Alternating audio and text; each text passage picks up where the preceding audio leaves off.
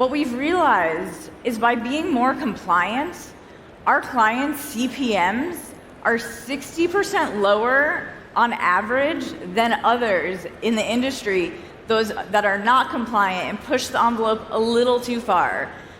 With that said, before I get into the details of all of the inside information behind how Meta ad policy works, we uphold the highest integrity standards.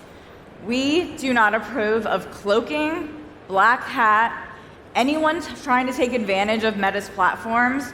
We're a true and trusted partner, so we absolutely want everyone to know, as long as you're compliant, you will do better and your ROI will be much higher.